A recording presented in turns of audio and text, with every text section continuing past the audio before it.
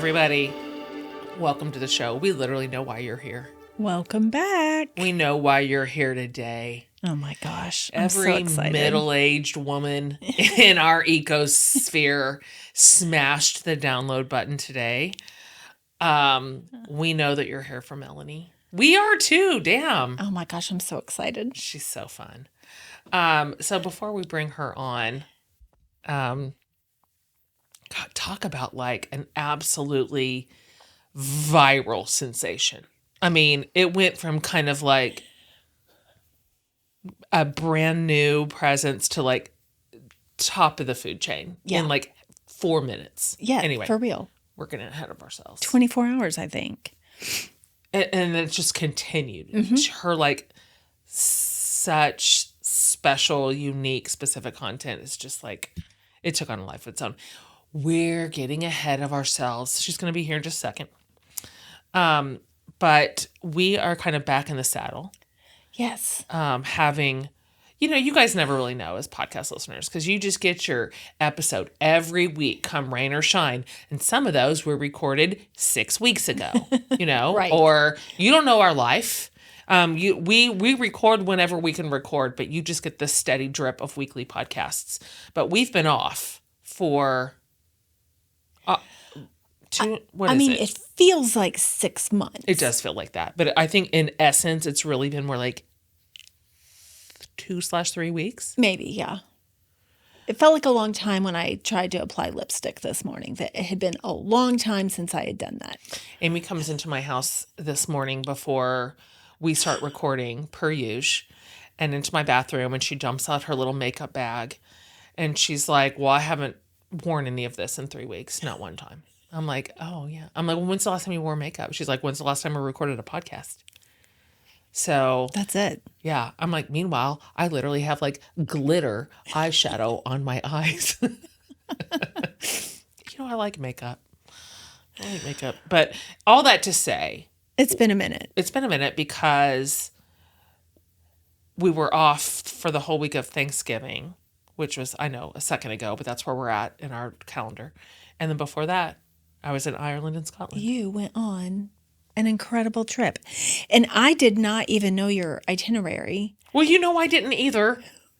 Well, I did. I asked some questions and you didn't know the answers. That's what I'm trying to tell you. Before you left. That's my point. And I thought, I need to ask Jenny if I really want to know. But no one is surprised by what you're saying. In the travel group, I am not the planner.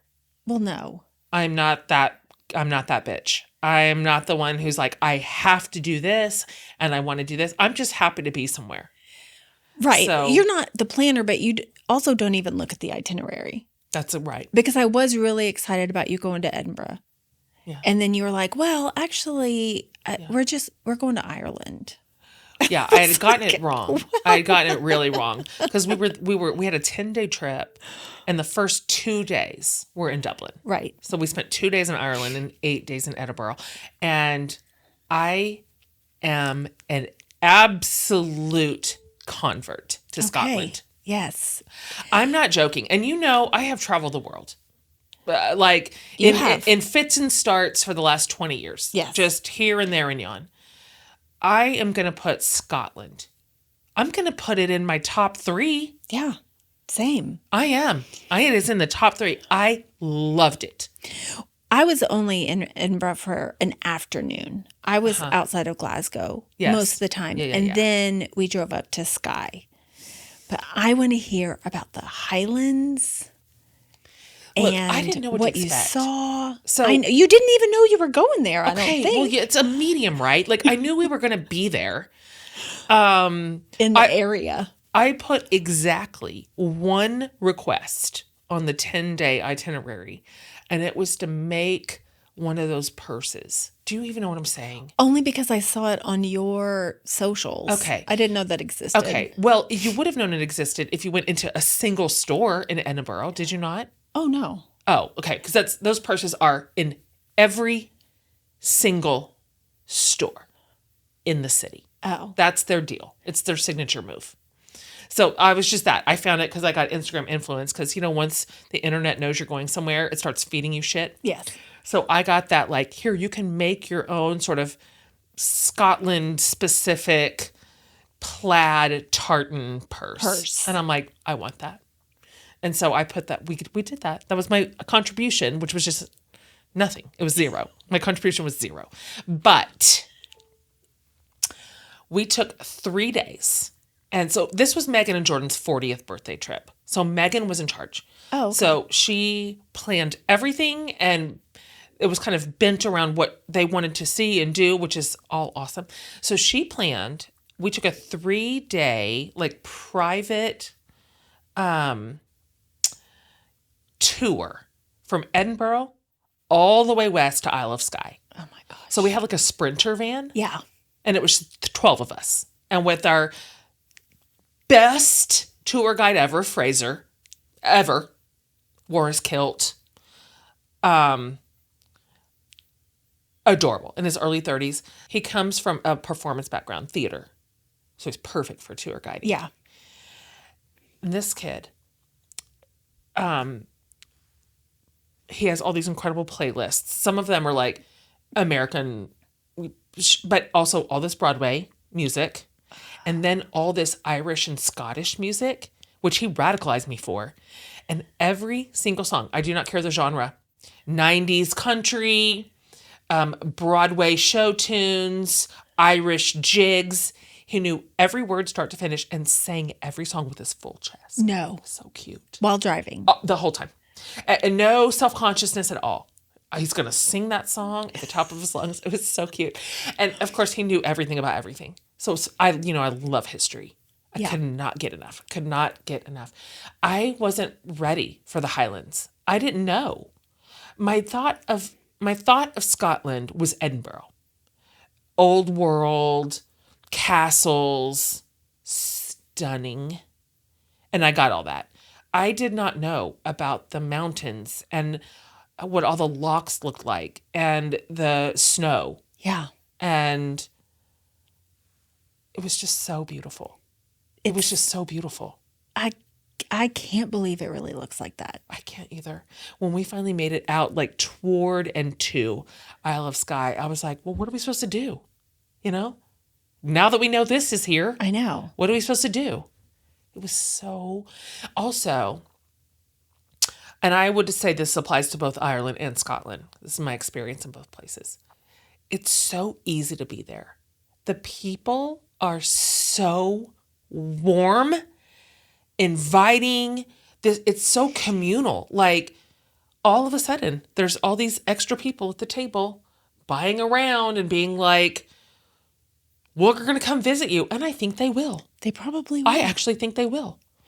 We hooked up for 2 days with a 24-year-old darling girl named Sarah that our friends met at Wurstfest. What? 6 weeks ago. No. Yes. And though here she picks them up from the airport, shuttles us around, makes reservations, joins us for dinner 2 nights. That's how it is. Well, I do know this because I met a new friend at a party in Scotland. Yeah. And then like some of my camping plans fell through and she just invited us to stay at her house for 2 days. Exactly.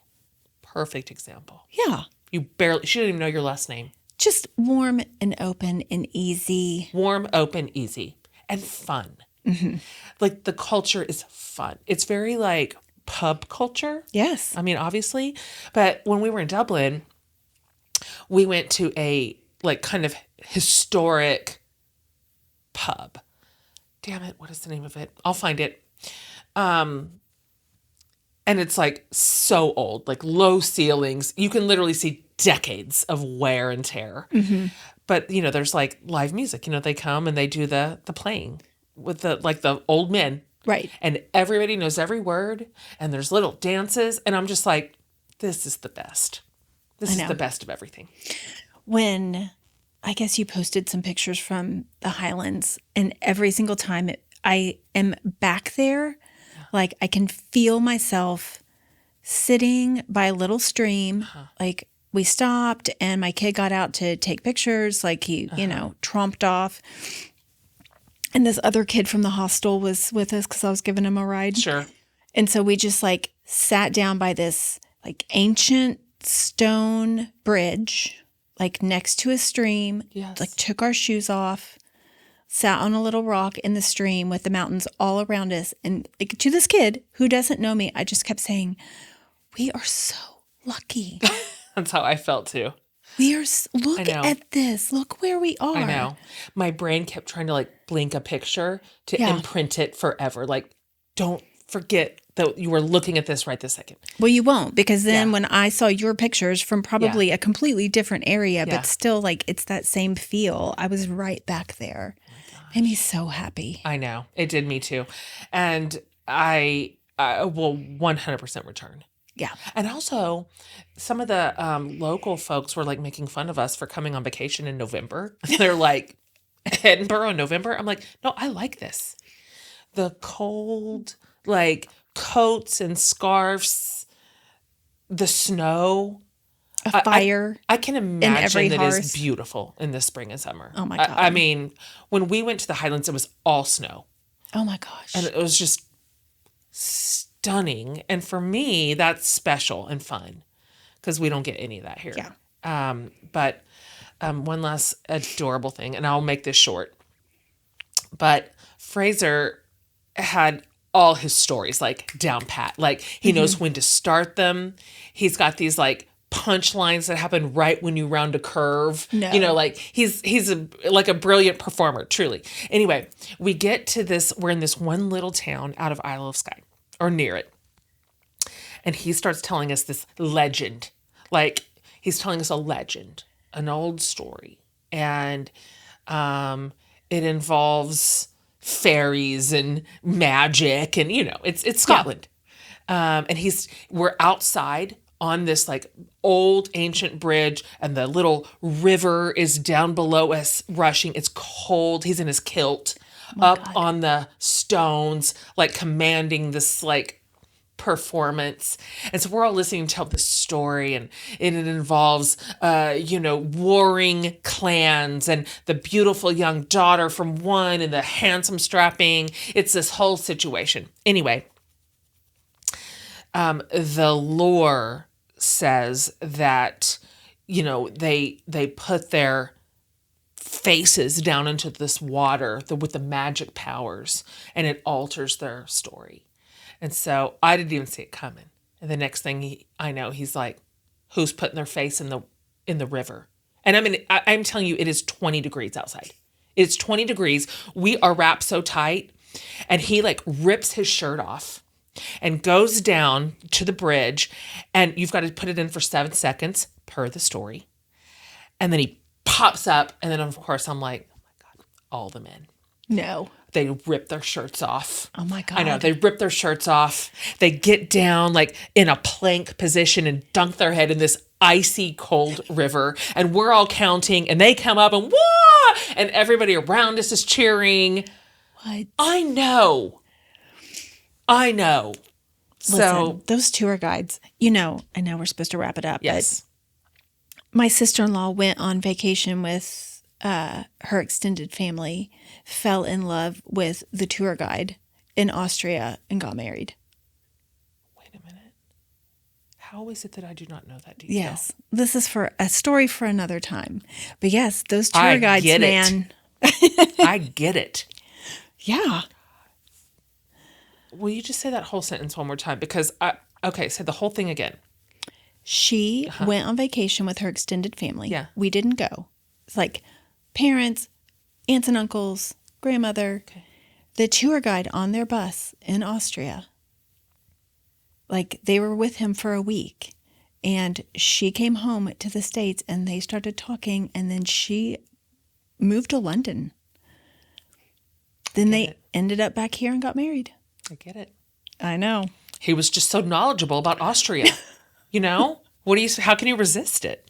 And it had this like such an exciting life. He had been in the travel business for years, had lived all over the world. Like, I know. That's a good story. That's a good origin story. That's how we got our whole Welsh family. get it now. I know. I just connected all those dots. Yep. Okay, listen. Moving on. Moving on. To the main event. I'm going to find, by the way, everybody listening, I've got videos of all those men dunking their bare chest and face and head into that river, and I'll post it. I never put those up because it required the story for anybody to make sense. Like, why are the men putting their bodies into the water? But I'll find that and post it. It was great fun. Okay. We are joined by your favorite and mine, Melani Sanders, today. And if, just in case that name is not ringing an immediate bell, she is the founder of the now viral We Do Not Care movement, predicated on the We Do Not Care Club. And just in, author of the official We Do Not Care Club handbook.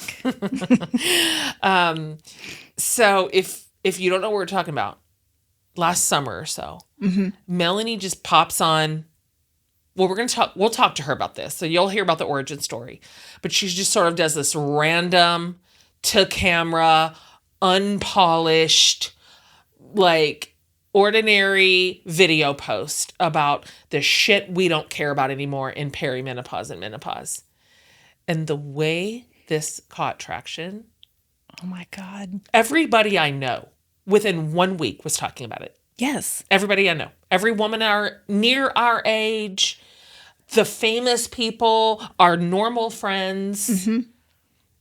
She is delightful. Because it turns out We Do Not Care is universal. Oh my God.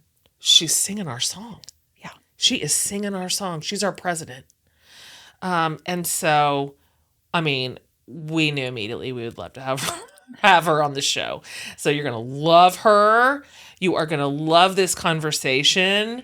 Like when good things happen to good people, I'm delighted to see it. And that is the case here. So without any further ado, welcome Melani to the show.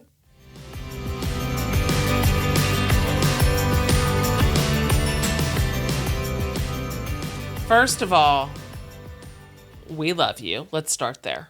Yes. Just full stop. We think you're our favorite person. And when we wanted to have you on the show, and the day that we got an email through that we had like scheduled with you, and we sort of get the confirmation, I've texted Amy. I'm like, oh my God, Melani's the screaming. Yeah. And I'm so happy that you're like on our screen and speaking back to us, because I have been mainlining all of your content. Yeah. For like a third time. Just scrolling, watching all of them. God, it's so funny as shit. And now you're just going to talk back to me. I know. Look, she's a real person in a live setting. a real hot mess person. Here I am. Here you are. And listen, Melani would want you to know, those of you who are watching us on YouTube, that is not her tidy, curated, actual home behind her. It's some sort of setting on the camera that she can't figure out how to fix. Chat's not helping me, so. Listen. Yeah, what's actually behind you is what? Nonsense?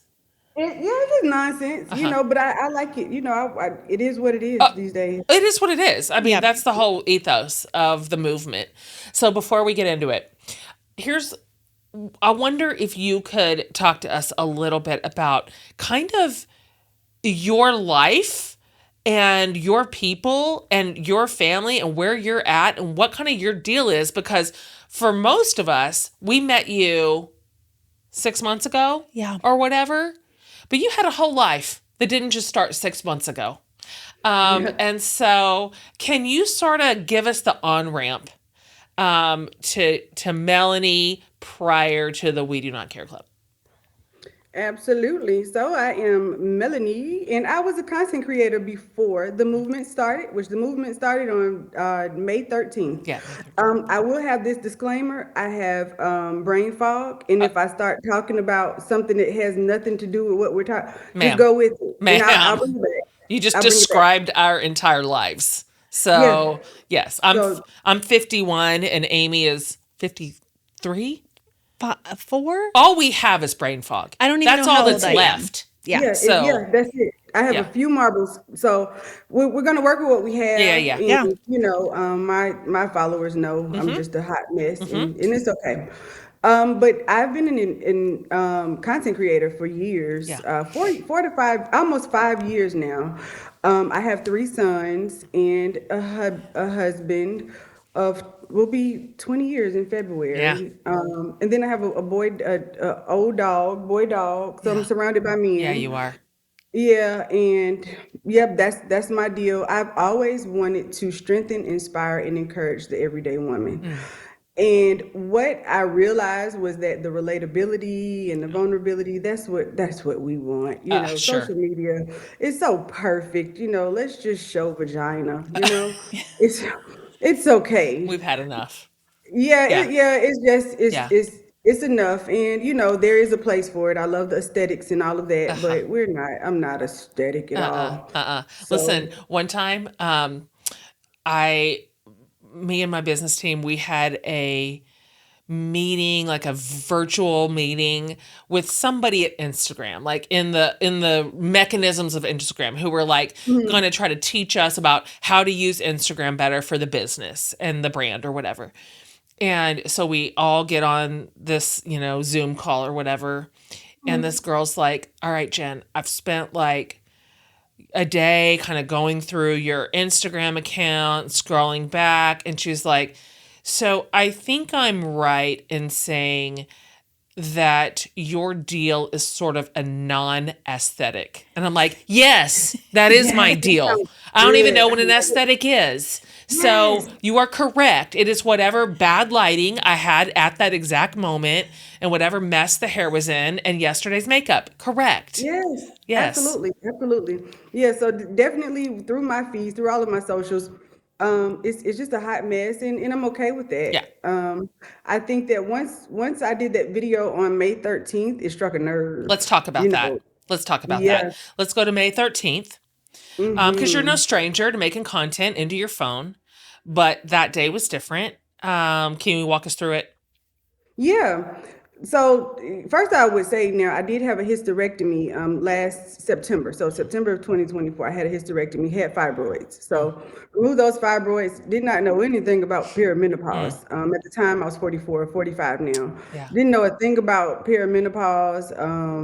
But some just happened. Some just went clicked in my head, and Yeah. the sadness, the depression, the Mm, whatever, just close my door, leave me alone, kind mm, of, the isolation. It was bad. mm. So I started taking a bunch of supplements Yep. because it's like, okay, I didn't really know about perimenopause. I didn't know. ChatGPT told me I was in Yep. perimenopause. Yep. Mm-hmm. Because I developed frozen shoulder, and Yep. it's Melanie, it sounds as though you may have your, Uh-huh. whatever. So I was taking a ton of supplements, but my number one supplement was ashwagandha. Mm. And I thought I had put it on auto ship with Amazon. Uh-huh. And the bottle is a brown dark bottle, glass bottle. And I went to it was, I don't talk to anybody before, like no, because it helped me with my mood, Sure. just like it complements my coffee. Yeah. So Yes. that was the best I could get, without doing hard drugs. And so it's That's like, right. okay, so there's the ashwagandha, Yeah. turn the bottle, nothing's there. Yeah. Yeah. I'm looking at the time, it's seven something. I said, oh no, Yeah. oh no. I just jumped in my car. I threw on a hat. I didn't care in Yeah. that moment. Yeah. And I was at Whole Foods when they opened because I needed it. I needed it, Yeah. And I got in my car. I had my coffee. Coffee's cold by this time. Sure. I'm shoving it down. And I just take a breath. I'm like, thank you. I got it. It's here. Uh-huh. And I looked at myself in the mirror for a long time. Have you all ever did that stare where you look and it's like you're just looking at yourself like Uh-huh. what? I said, girl, you just really don't give a shit. You do not care. And I Uh-huh. didn't. Uh-huh. And Yeah. I looked at it, from my head to Uh-huh. my feet. I didn't have nothing worked. Sure. I put on a sports bra, and when I say half of my, like literally one of my boobs was out of the sports Sure. bra. Just out the It was bottom. Uh-huh. yeah, it was so ridiculous. Yeah. Socks didn't match, just Uh-huh. everything was wrong. The video's there. And I said, I wonder, does anyone else feel the way that I feel and just really don't give a damn? They don't care anymore. And I hit record and I published that video. I posted it. Now I had viral content before, Yeah. that was there, but by the time I got home, Oh my gosh. the video blew up. And I looked at my husband and I said, something's different about this. And it's pinging, and people, yes, I want to join this club. And I'm thinking, I thought I would have maybe about 26 sisters, members at this time. We're just gonna do our little thing. But to fast forward to today, we're almost at 6 million strong. That's so bananas. Yeah. And I based that off of all of my platforms. Yeah. I was getting hundreds of thousands because when I put it on TikTok, that was the first place. Then I put it on the others. Yeah. And it was like, okay, this isn't a fluke. Because I was thinking, Yeah. well, maybe someone at TikTok, they just chose me for Sure. the day. And they were just going to blow me up, make her feel good. Sure. But unless they work at all 3 places, Yeah. 4 places, the video blew up. And Yep. so from there, hundreds of thousands of followers per day on all of my sites, all of my platforms. Wow. Man. And overwhelmingly, we do not care. Yes. We do not care. Struck a nerve. So when you It struck a nerve. Did. But the organic part of all of this, and this is the part I just really want to be able to put emphasis on, it is so freaking organic because when I saw it growing, I got scared. I said, oh shit, I'm gonna have to they're gonna want me to show up every day. I'm not the creator that posts every day. I post when I'm thinking about it. It's not like, oh my God, I had a post, no, they're gonna be looking for me. And why do you want to join my club? Club with me? Who am I? And I ran from it for fear, imposter syndrome, all of those things. And a few days later, I looked back and someone had did a video, and I wish I had have known who that person was at the time. They said, their name or whatever, and they're a part of the such and such chapter. Yeah. And I said, that is genius. Yeah. So now we got chapters. So nobody's looking for Melanie anymore. They're in chapters. And we can take this thing and blow it up. And, we do not care all around the world, minus Melanie. And, not at the forefront, because I do not like being at the front of things. That is that is the most challenging part of everything that's going on right now. Yeah. And I thought it was genius, and it encouraged me because I wasn't the only one putting out videos, and it wasn't just me. But then they started to say my name. Yeah. And I said, well, God darn it. Yeah. We would like to thank our fearless leader, Melani Sanders. I'm like, what the hell about me is fearless? I'm shitting my pants right now because this is a lot. I promise I'm full of fear. But throughout this process, it's just been really finding out who I am, my value, and also just seeing and hearing from our sisters, because we are all sisters in this. That's right. Together, like there's a greater need, and I think that the We Do Not Care Club struck a nerve. Did it ever? Oh my gosh. So when you look back now from this vantage point at that day, I think from the outside, society would sort of label that kind of a breakdown moment in the Whole Foods parking lot. But how does it feel to you? Like, was it just being honest about rock bottom, breakdown, or was it a breakthrough towards something you didn't even know could exist? How do you? It was a mixture of both of those. It was a moment because I was okay with being vulnerable online, but to be able to take something so specific, as far as just not caring as much, and how I was feeling, how my body was feeling, and just being able to say that out loud and be okay with it, it was very liberating, liberating. Totally. But then it's something about other women who can understand and relate to me to the point where it's like, you're not crazy by yourself. Totally. That's the magic. That's the magic. Yeah. That is the magic. That is the magic. It Like, is. And you've pulled up something that's ubiquitous. I mean, if you're a woman around this age, we all share this story. I mean, you were sort of jump started into perimenopause through the hysterectomy, but I remember when I first started having weird, like unexplained symptoms. I had no idea I was in perimenopause. Also, the internet told me, because I thought I was pregnant, like an old lady pregnancy. And the internet was like, bitch, you're not pregnant. This is perimenopause. That's why you're not having a period. I'm like, oh my God, no idea. And so it helped me begin to make sense of all these symptoms. I thought I was losing my brain. I thought I've peaked. My best years are behind me. I can't. I'm curious what of the symptoms of perimenopause, particularly, what was the most shocking for you? What were you like not expecting? I was expecting none of it, to be honest with you. What blindsided you the most? Which were the ones, even still, that you go, this is the worst of it? I would definitely say like just that feeling of hopelessness, just and I think that could be, just an umbrella for everything, from the way that my body feels to the way my mindset, like it's like, here we go again. Who am I going to be today? Totally. I wake up every day. Is, are you going to be Vanessa? You going to be Jean? Who are you going to be? Because Totally. goddamn it, you're not Melanie. You're definitely not her. That's right. And it's, just feeling hopeless. Like, where are we going with this? Yeah. And to just kind of know that there's not a off switch, like, okay, when you're with your period, when you get your period, Yeah.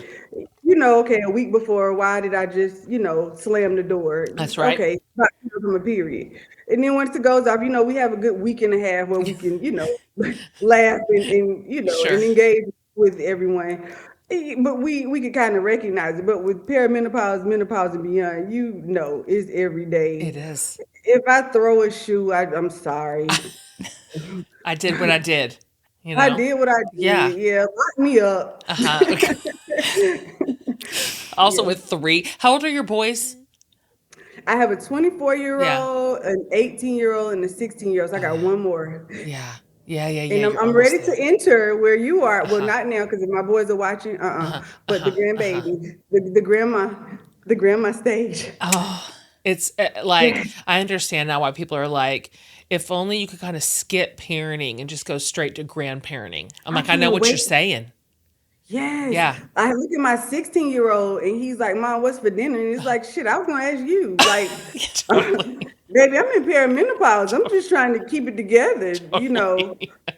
In my next life, I'm going to either have Irish twins or one kid. Like, they're gonna, totally. Amy has 4 sons. She has 4 sons, so she knows your life. I do. Oh, you have 4? Yeah. I do. So you get it. Yeah. She gets it. I love them dearly, but we can't do all this together. No.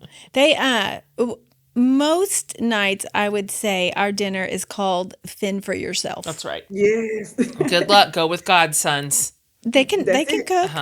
They do, and they do a pretty good job. So yeah, and also there's the cereal, there's the bread. Make a sandwich. Yeah. Do whatever to fulfill your needs in life, because I can't. I told my oldest, I said, you got the best of me, because the youngest is like, baby mama, I didn't know that this was gonna happen, and I don't have the energy. And the oldest, I would go to everything, from practice to the games and the shirts, and now it's just like, well, dang, we got another game, it's and you feel bad about it, but it's like my energy is just shot. It's just different. Like, I have 5 kids, and so my 5th kid, who's 19, got a completely different parent than my first kid. They don't even those ladies don't even know each other. My big kids are like, tell us about Remy's mom. We don't know her.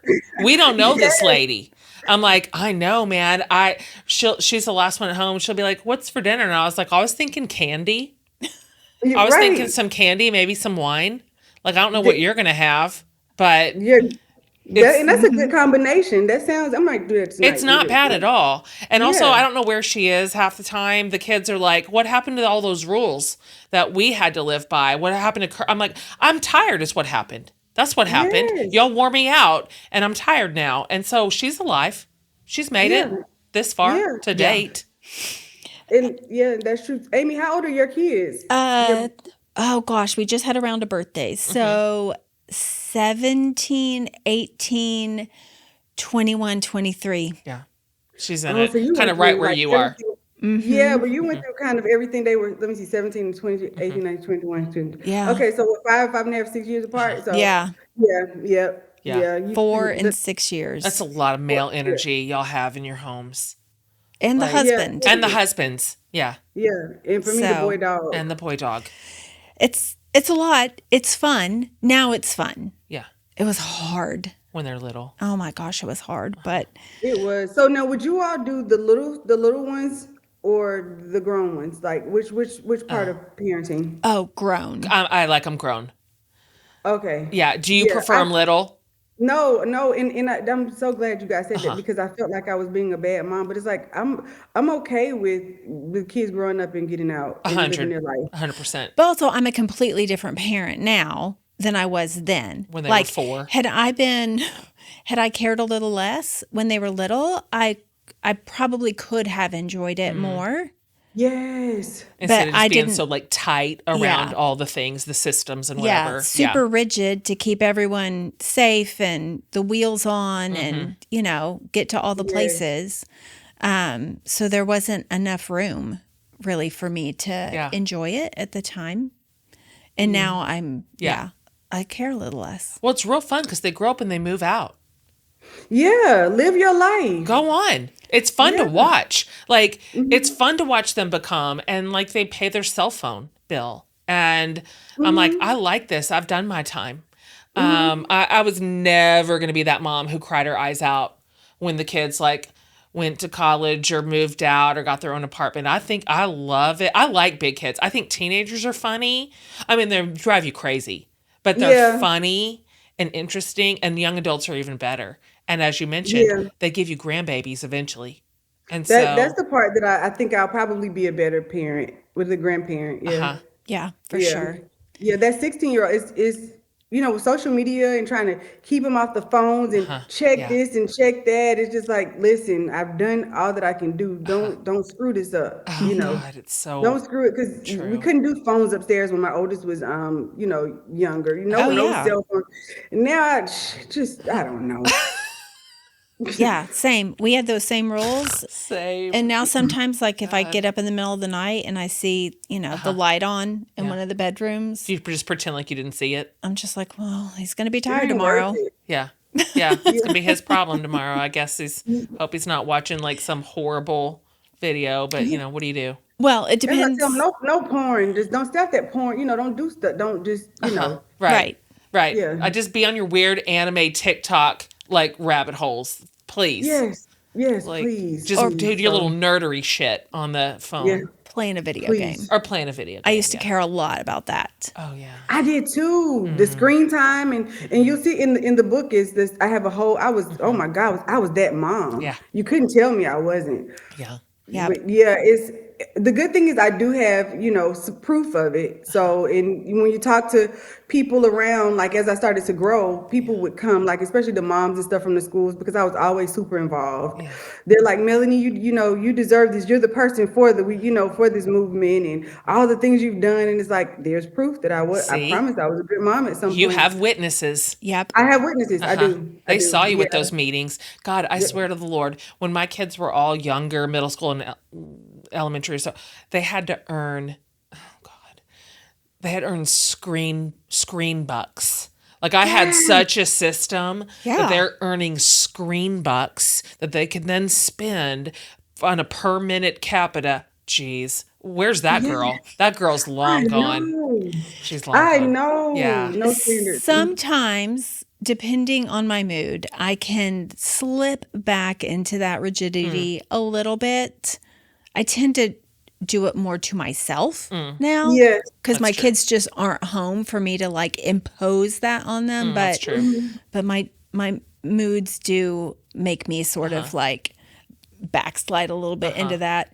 Like Melanie's mood in one day. I resonated so much with that section of your handbook where it was your Meno mood in one day, which runs the full spectrum of human emotions. That's right. From dawn to dusk. Mm-hmm. It's so accurate. Right. It's not even hyperbolic. You're not even exaggerating. Yeah. Can you walk us through a day of Melani's moods? Melanie, yeah. It was funny because as I was reading everything on going over it, I said, I'm trying to remember, what did I say in that day? What did I say, y'all? You could make it up on the spot because it's real. Like the amount of emotions we transverse from the moment our feet hit the ground to the moment we go to bed is insane sometimes. I feel like a crazy person in my brain. Do you all wake up, like I wake up and, it's like, okay, positive mindset. I'm doing my prayer. God, we got this. Sure. And by the end of the night, it's like, Lord, please, I didn't mean what I said. When I said to the people I said it to, my body changes. So, it's a very encouraging prayer to the end where it's like, please don't send me to hell. Totally. Or you're like, Lord, let this cup pass from me. I don't want this anymore. Take these boys and take these people. Deal with them. Yeah. Okay. Yes. I've got it. I found it. You found it? Okay. Mm-hmm. 6 a.m., which first of all, props to you if you actually wake up at 6 a.m. 6 a.m. exhausted. You did not sleep all night. Headache, sweaty. 8 a.m. drink coffee. Doesn't help. Sure. 10 a.m. confused. Cannot concentrate. Need another shower. 12 noon. You almost remember what it's like to feel like a normal human. Except all you want to eat is leftover Halloween candy. Same. 4 p.m. crash, energy crash, mental crash, supposed to be thinking about dinner crash, hot flash. Yeah. 6 p.m. testy, angry. 8 p.m. what's on Netflix. 10 p.m. cranky, tired. 3:26 a.m. wake up from restless sleep with nightmare where you're the star of the high school play and you can't remember the words. Yeah. Like rinse and repeat. That's about right. And it's so funny because during that, I seriously sat down and I like kind of documented my day, right? Yeah. But now that was, well, let me see, that was about 4 months ago. Yeah. Let me see, 4 months ago, right? But my times have shifted. So that 4 o'clock has now become that 2 o'clock. And it's like, I'm shutting down a lot earlier now. Do you all experience that? Like my brain shuts off at around 2. If it's not done by 3 p.m., it's either number one, not getting done for sure, or it's going to be garbage. Whatever mangled little production my brain is able to like muster in the late afternoon or early evening is trash. Everything, trash writing, trash content. And I'm a mean person. Yeah, trash conversations. Don't talk to me because I don't know what I'm saying. I'm not her. I'm not Melanie right now. I'm not. I'm Elizabeth. Elizabeth doesn't know what the hell is going on. I'm actually the opposite. I am a night owl. Oh, yeah. And so it has always taken me a long time. You're a slow burn. Really slow. But it is even longer now. So my whole life, it takes me an hour before I'll talk. Don't even make eye contact with me. Yeah. I drink my coffee for an hour. I read. But I used to be able to like be functional at 10, 11 a.m. But now it's like 3 o'clock in the afternoon is when I can actually produce something. Oh my gosh. But that's problematic also. Yeah, it is because a normal poll on that with my sisters and ask with our sisters. Yes. And ask, but I kind of wish that was how it is with me. I wake up full throttle, like me too. Music on, dance party. Oh God, let's get going. Life is good, right? But then, of course, take the coffee. Then it's like, okay, I think I'm looking for a miracle. Yeah, when I do that. And it's slowly not where the miracle's not working anymore. Yeah. But and it's just going downhill. But by 2 or 3, I'm like my mind, the overthinking. I'm exhausted mentally from all of the overthinking, the anxiousness, the what ifs, the look at my house, the chaos in my head. Then you got your husband, you got to do something at night. It's like, it's You too sure much to do. think. Yeah, I can't perform. You can't get it. You better get it at 6 o'clock, 6 a.m. Oh God, no. 6 This sushi is a.m. It's closed. 6 a.m. or it's never, Mr. Man. Right. So Yeah, you better take it, get it pick while your you time can. zone. Nope. I wake up with all of that. I wake up with the anxiety and all the You're the opposite. confusion. But in the afternoon, I'd still only have maybe 2 or 3 good hours in me. Like, it's Right. not like We're tanking. I'm not super We're just productive. tanking. Yeah. So, Jen, do you wake up with I wake up fresh. Okay, I so wake your up life clear. is good. Yep. Okay. I wake up with your like, God, let's take this day energy. Like I'm multitasker. I can just knock out, and I just steadily lose power like as the day goes on. For sure. So at night, I'm like, how could I sit here and watch Netflix for 3 hours? Well, I just can. Right. Yeah, because that's all I got. Yeah. That's all I have left in the tank.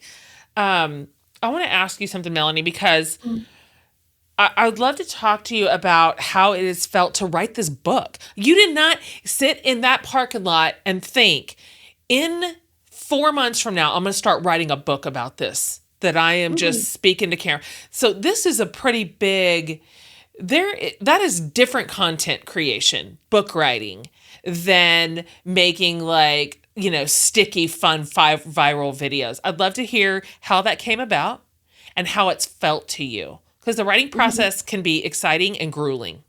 For sure. And so after the May 13th, my inbox blew up. Everybody, and you do this. And of course, as a creator, you always get excited because the brand, when a brand emails you, it's like, oh yeah, but now it's like, wait a minute, every brand in the world is like here, it was just so much at one time. I bet for it me. was. And so when the book was introduced, I had several literary agents reaching out and different publishers. And I'm like, I love books. I love reading, but the most, I could write a little journal. It's not gonna be a book. And my husband actually had to talk me into Yeah? it. He did, yeah, because I didn't want to. I didn't see that. I didn't feel it. And I am very, very intentional with my time, and I'm just very intentional. And you can't dangle anything in front of me and I care like that, just because I know with that level of depression or stress and feeling overwhelmed. Yep. I was just getting out of that, or just coming into my own, and I was running from it. And it's like, well, Melanie, if you try to write a book, you're gonna be stressed because you don't know what you're doing. What if it doesn't work? What if they laugh? What if it's all of these, all of the things that start happening at around 11 or 12 Yeah. in the afternoon. The thoughts just kept trickling. And I got with a very good publishing team with HarperCollins, Yeah. the Harvest imprint. It took me a while to decide who I wanted to work with. And again, everything was so intentional and organic. I talked to several literary agents. Yeah. I talked to several publishers, and they wanted to talk again, and we talked again. And I didn't even know how to commingle. Like, what is a freaking literary agent? Totally. I don't know what and then I do have a co-writer, and I took my time. I met with some, and because it's like, God opened the floodgate. Like, it was like, okay, I asked for a couple prayers, God. Now, and it's kind of like, I feel like everything was coming down on me and I had to choose, if this is what I wanted to do. So every person and everyone has been individually, like, I prayed about it. It's like, yep, this is if I'm gonna do it. And then I talk to them and let them know I need hand holding. Yeah. I'm very sporadic and don't have it all sometimes, with my mind and being organized. But it worked itself out, and I wanted to be sure that my words, like, it was me, Yeah. Melanie. Yeah. I didn't want any feelings or any of that stuff. And I got the perfect co-writer. She heard me so well, so well. And it wasn't like, let me fill in the blank for her right here. What I just talked, and the way that she helped put things together for me, and the way we sat there every day for over a month. I told everybody, my family, my friends, if you're not dead, don't leave me alone. I'm going to commit to doing this. Yeah. I'm going to commit to doing this book. And the end result, I think the book is, it's I just think it's going to be a good time. It is. I really loved it. And I love the format because it's not just, like a journal of the things you struggled with. It's a workbook where you can fill your own things out. It's so funny. Like you list all the names of the different chapters around the world. And it turns out we're hysterical. Yeah. Oh my gosh. Women are so funny. So funny. Yes. Just with the names. For that. Oh, yeah. Oh, so good. And then you have like little snippet quotes from celebrities, and then some day in the life, and then some of your like we do not care lists from your content, but it's all put together in such an accessible way, and it's actually helpful and can like sort of be the mood boost we need. Like you can earn badges and you can earn points, and then you actually have the little badges in the back that you can copy and print out and hand out at the meetings. It's just it's so good. Funny, but it's also really useful and made me feel less crazy. Honestly. Yeah, for sure. Yes, I'm a mixture of. I can be very serious at times, extremely like. Many say hilarious or funny or whatever.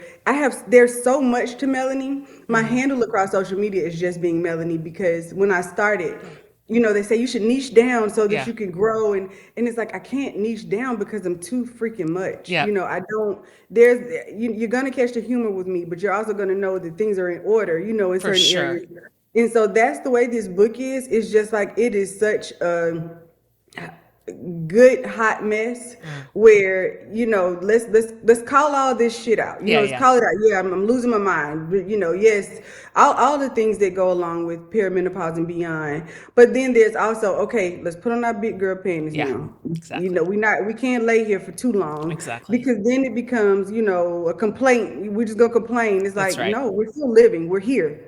We're going to accept it. We're going to have our days, but then we're going to, put on the big girl panties and a good panty liner. And we're going to, a good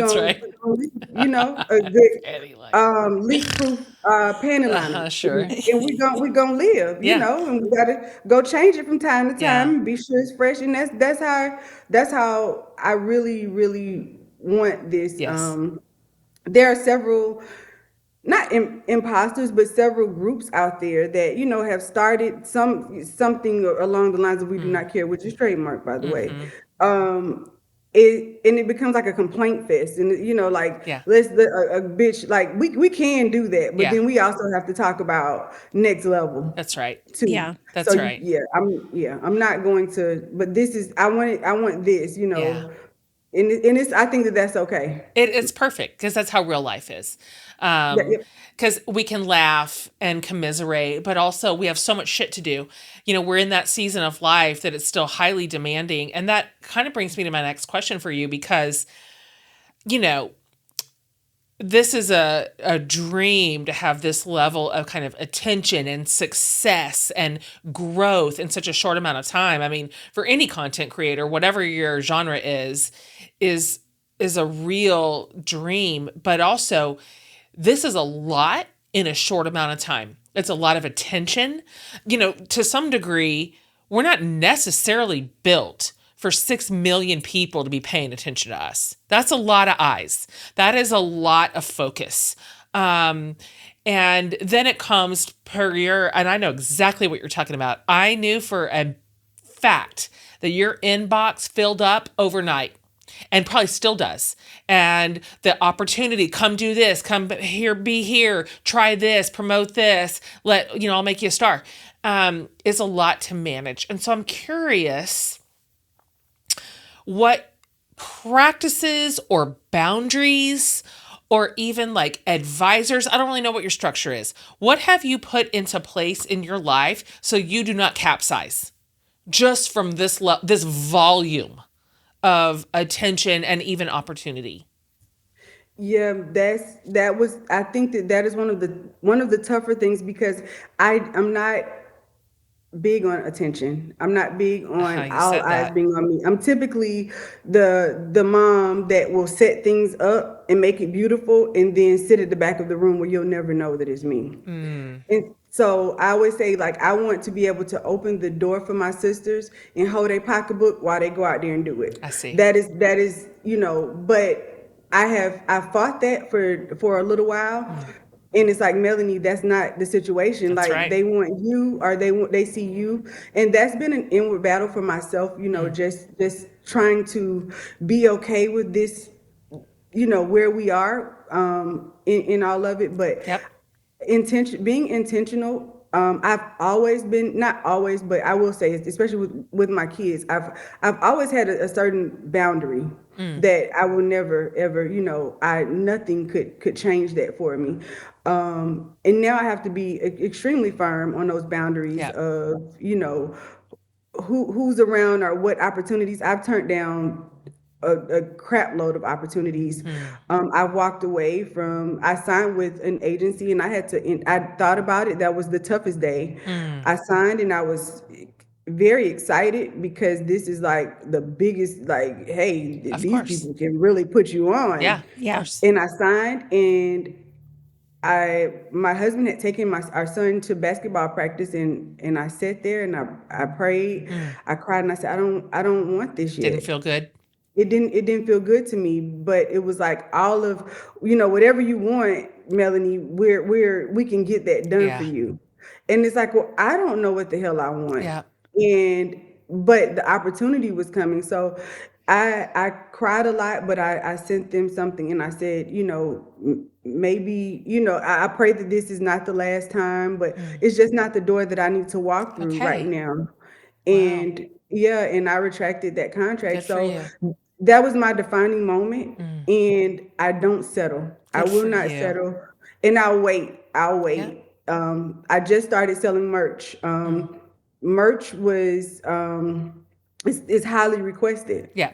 But I knew that I couldn't handle that, and I knew that I needed just the right team in order to get this done. So, and it sold out as soon as I put it out last week. Yeah. Amazing. Nice. But I knew that it was time, and so this it's not a money game for me. It's not oh my goodness, I can walk in the room with this person. I've turned down several, several people. It just has to feel good to me. That's good. And yeah. That's good. I love that you're not operating out of scarcity. Like, I got to grab it right now because it might all disappear. That, I think, is when we end up making some of our worst decisions. For sure. I don't want to fuck around and find out. Yeah. So exactly. I'd rather, in many celebrities have reached out to me, and I do understand that there's an ask on both sides in many ways, because it's kind of strange. It's like, why is she messaging me? That kind of thing. But really and truly, it's like these relationships actually that I've been growing on with many of these celebrities it feels good. It feels good, but I think they kind of know that I don't give a shit. It's like, it has to work out. Like, I'll just say it has to work out on both. I love to hear that. That makes me feel really proud of you and like safe for you. Like, oh, great. You're going to trust your own instincts, your own boundaries, and your own intentionality. You're going to be fine then. As long as somebody will want to grab you by the nose and pull you around. Of course, as you well know, but the fact that you're centered in your own story, in your own life, in your own path, that's so great. I cannot wait to see what comes next for you. Yeah, I know. Like it was set up this way. When I say so organic, I really at some point I think I have to do a documentary because it's too just the way that it's flowing. Yes, and it's like, exactly. I don't get it. I don't get it. But to just say this.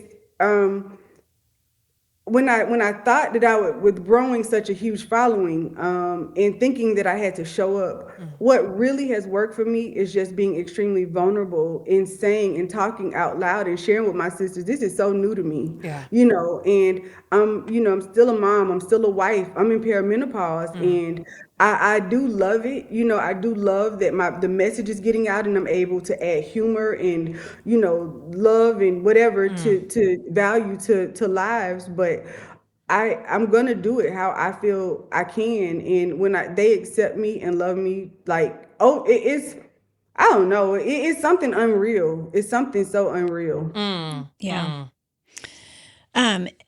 It's obvious. It's a lot to deal with. You're navigating each day as it comes, trying to make these huge decisions, but you also have this sense of humor that you use as a coping mechanism,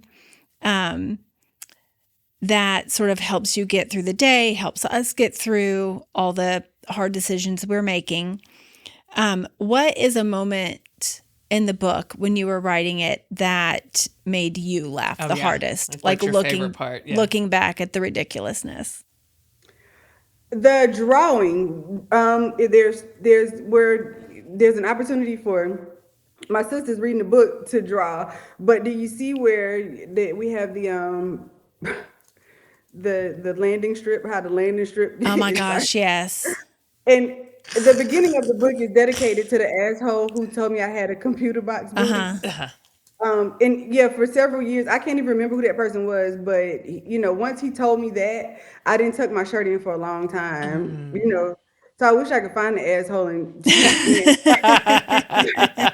but yeah, drawing my vagina and the landing strip and the the straight hairs and stuff. Oh my God. The bubble butt to the computer box booty. Oh my God, it's so amazing. This is such good timing too. The world sucks so bad right now.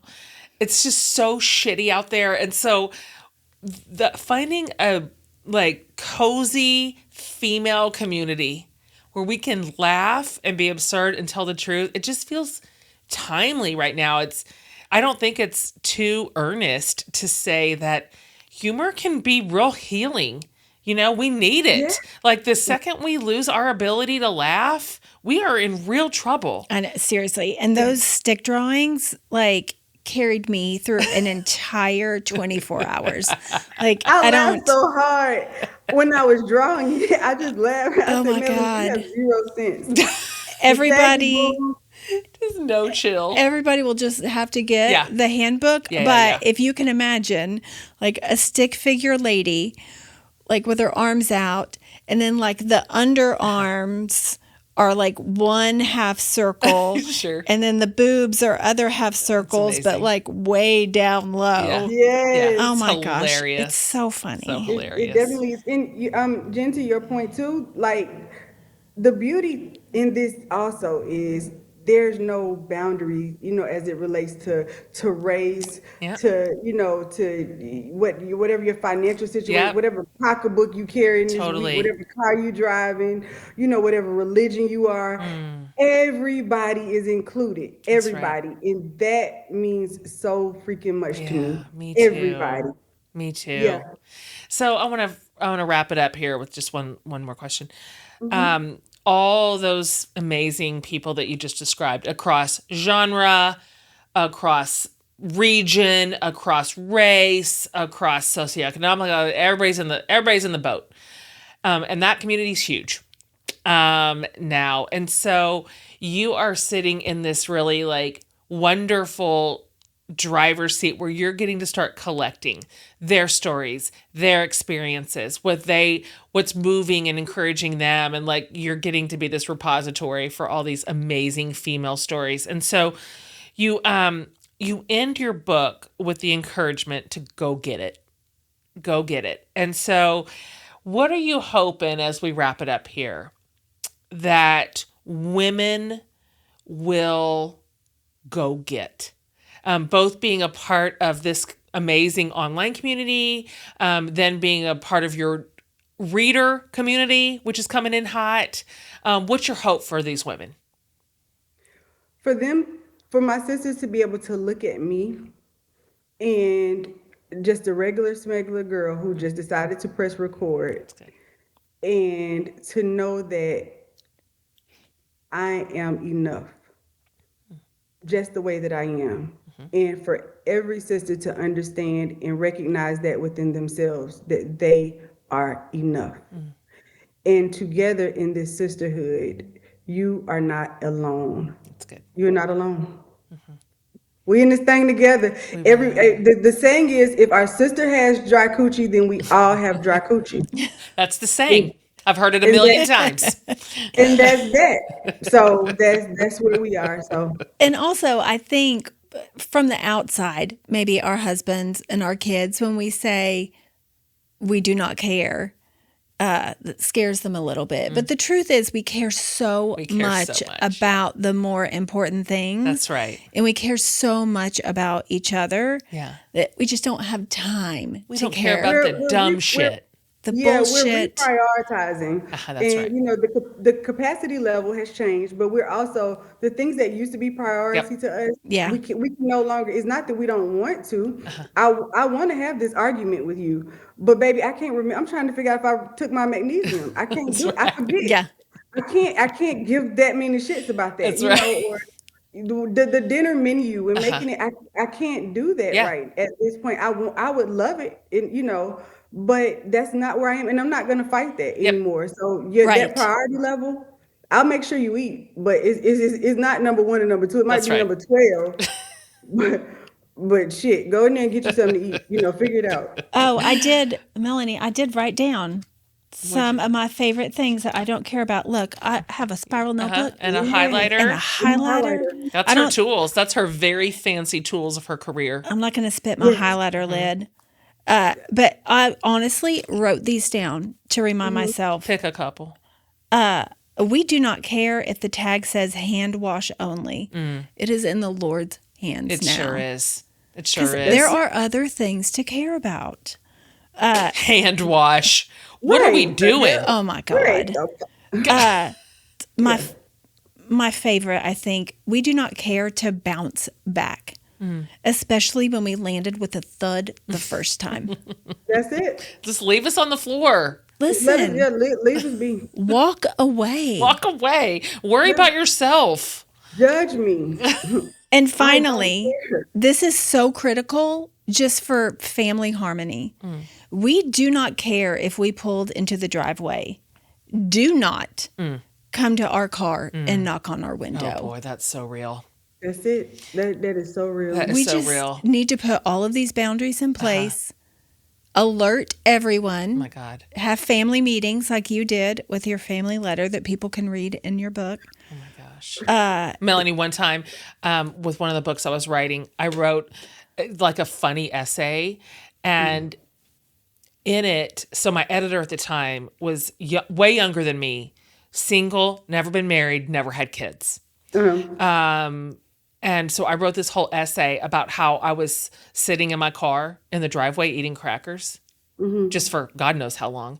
And she puts a little editorial note to the side. She's like, but I don't understand. Like, why are you staying in your car? Why did you have crackers in your car? Why don't you just go inside? I'm like, oh, honey. Yeah. Oh, honey. Oh, you don't even know that we all do this. Yeah. Don't knock on our window. I swear to God. Swear to God. Don't do that. Okay.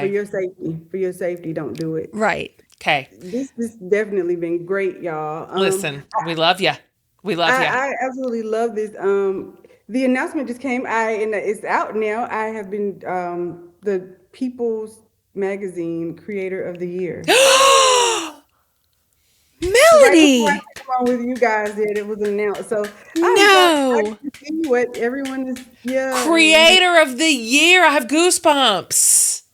Oh my gosh! Yes, you deserve it. So congratulations! Magazines when I'm done with all my meetings and You're stuff, so fancy. You're so fancy. Oh my gosh! Keep doing exactly what you're doing. Thank you for doing it. You have brought us so much joy this year and solidarity. And I was telling Amy before you came on, I just love it when good things happen to good people. And that is the case with you.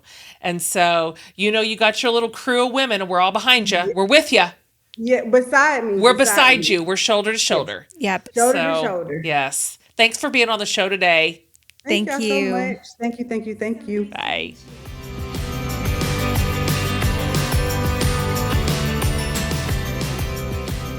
She's great. I just like everything I heard her say. Just the pacing she is sorting out, the restraint. It would be really tempting to just say yes to everything because it's also sensationalized and also with social media, you could drift into the fear of like scarcity. Like this is going to be a flash in the pan. I got to grab it now because it's going to pass. So the fact that she is moving through this next phase of her life with so much intention and like even restraint. Mm-hmm. I feel like, oh, she's going to make it. She's got what she needs for the long haul. And her content, as funny as it is, and that's how it started out for sure.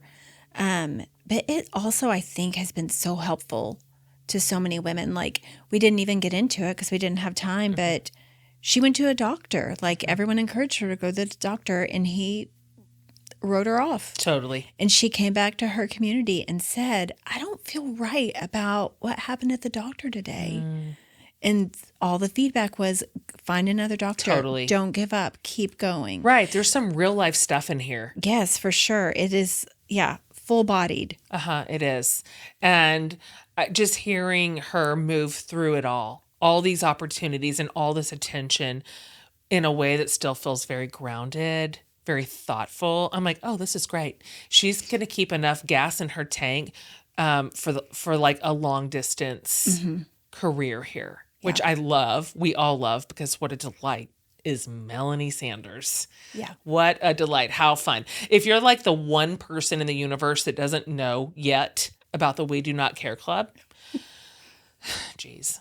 Well, at jenhatmaker.com, under the podcast tab, we're going to have this whole episode, but we'll have all of that for you. Obviously, links to Melani's book, but her socials, which is her, like, that's her bread and butter. That's where we all found her. Yeah. I found her on Instagram because I'm not on TikTok. But you're going to want to follow her socials right this minute, before this minute is over. It's so fun and so funny. And so you can also leave us a message over there if you'd like to. We have a send voicemail button.